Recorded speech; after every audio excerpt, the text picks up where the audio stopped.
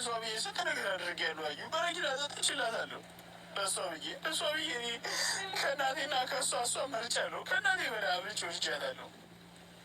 አዩ ግን በቃ ማንም ሊረዳኝ አልቻለም። ጭምር ቤቴ እኮ ለናቲ ማለት በቃ እኔ ደግሞ ዝም ብሎ ፍቅር ይዘኛል። በየወሩ ነው እንትን የሚይዘኝ ጠጥቻለሁ። እኔ ደግሞ ዝም ብሎ ፍቅር ይዘኛል። በየወሩ ነው እንትን አሚር በረኪና አዩን በረኪና አንቆ ገሎ ነበር በንዴት። አሰላሙ አሌይኩም ወራህመቱላሂ ወበረካቱ። እንደውም የሌላ እምነት ተከታይ ሰላም እንዴት ናቸው? ዛሬ በአዲስ ቪዲዮ መጥቼላችኋለሁ። ያስገርማልም ያናዳልም ማለት ነው። ሁለቱም ነው። አሁን ላይ አዳዲስ በጎች እየመጡ ነው፣ ዩቱበሮች ከኔ ጭምር የሚያረጉትን የማያውቁ። እንግዲህ አሚር አዩን ዛሬ በንዴት ወላሂ ገሏት ነበር የምር ማለት ነው።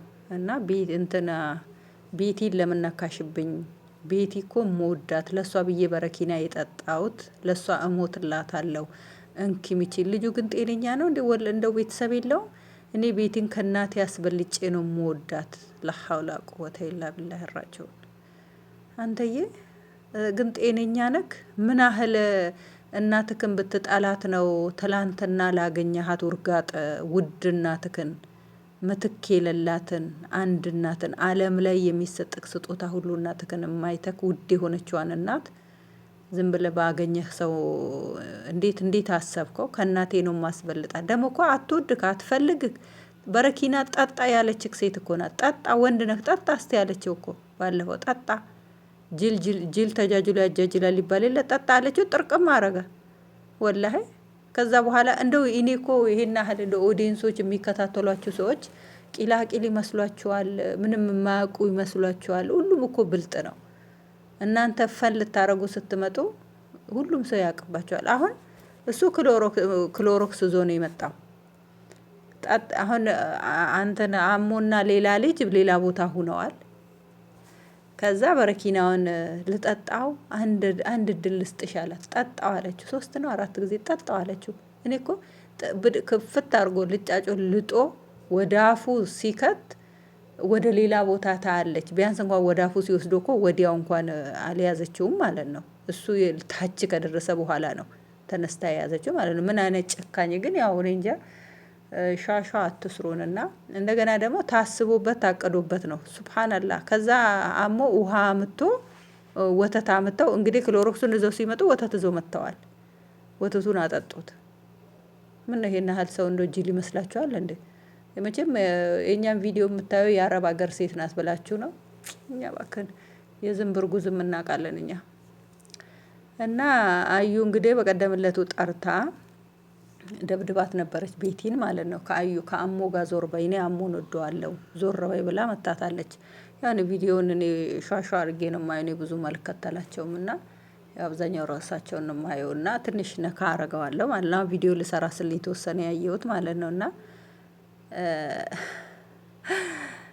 አዩን ወላሂ ነው የምላችሁ ልጁ በቃ የለም ልጁ ጨልሏል።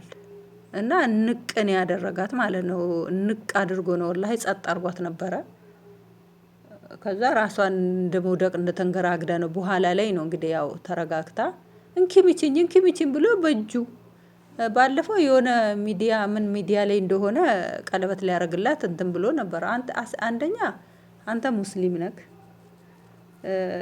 የሙስሊም ስለ ምግባር ይኖራችሁ መጀመሪያ ማለት ነው። መጀመሪያውኑ አንድ ሴት ለመጥበስ አንድ ሴት ለማግባት የሙስሊም ባግራውንድ ይኖራችሁ።